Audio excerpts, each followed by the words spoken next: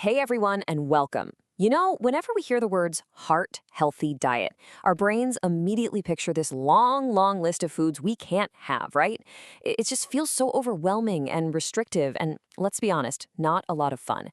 But what if we've been looking at this whole thing completely backwards? Today, we're going to dive into a totally different way of thinking that can make healthy eating something you can actually stick with and maybe even enjoy.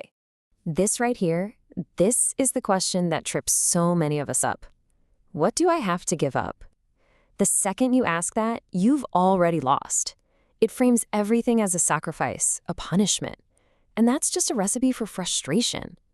But the real secret isn't hiding in a list of things you can't have. And there it is. That's the core idea. It's not about restriction, it's about making a conscious choice. It's all about shifting your question from, hey, is this allowed on my diet, to, is this actually good for my body? That simple little pivot from a negative to a positive, well, it changes absolutely everything. So you see, the real secret here, the foundation of any change that's actually gonna last, isn't some fancy meal plan. It's your mindset. Before we even get into talking about what food to eat, we have to kind of rewire how we think about eating in the first place. And really, it all boils down to these three things. Pillar 1, you've got to know what you're actually putting into your body. Pillar 2, how you cook that food is just as important. And pillar 3, and this is the one that almost every diet plan ignores, you absolutely have to enjoy it. I mean, let's be real. If you're forcing yourself to choke down food you hate day after day, how long is that really gonna last? 2 weeks? Maybe 3? Sooner or later, you're just gonna snap and go right back to your old habits. The goal isn't some short-term punishment. It's to build a lifestyle that you genuinely love living. Okay, so we've got the new mindset, but how do we actually put this into practice?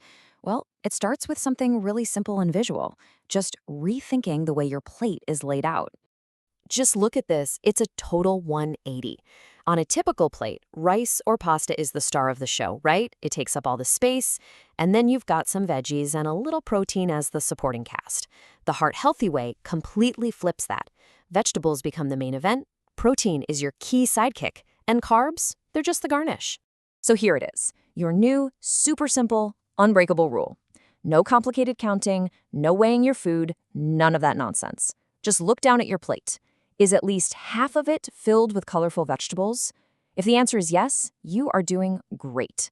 This one little change makes a huge difference. So if you're filling up on all those delicious vegetables, how many carbs do you actually need? Well, you might be surprised.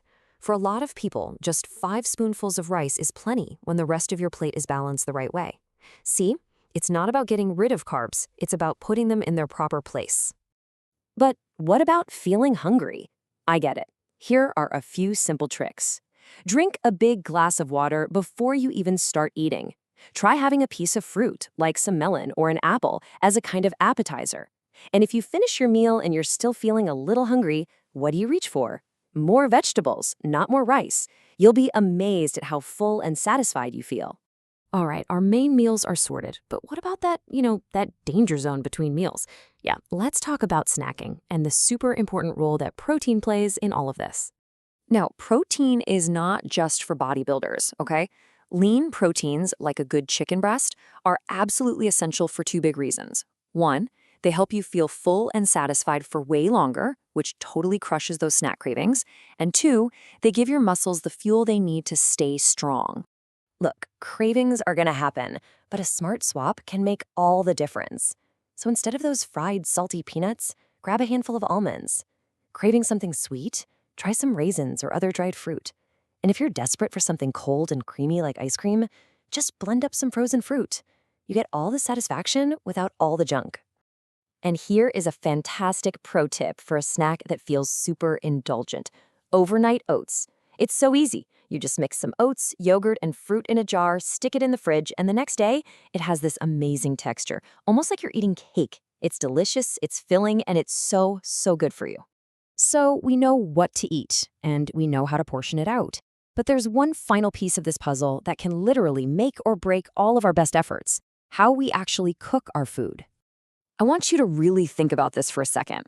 You could take the healthiest ingredient on the planet, say a beautiful piece of fish, And you can completely change how good or bad it is for you just based on how you cook it. The method matters a lot. So here's the hierarchy. Your go-to methods, the things you should be doing most of the time, are things like boiling for soups, steaming your veggies, or even cool techniques like pepes, where food is steamed inside leaves. And the method you want to drastically reduce? Frying.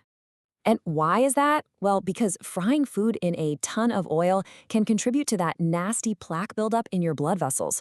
Plus, it just adds a crazy amount of extra fat and calories. Just by switching from frying to steaming, you can have a huge positive impact on your heart's health.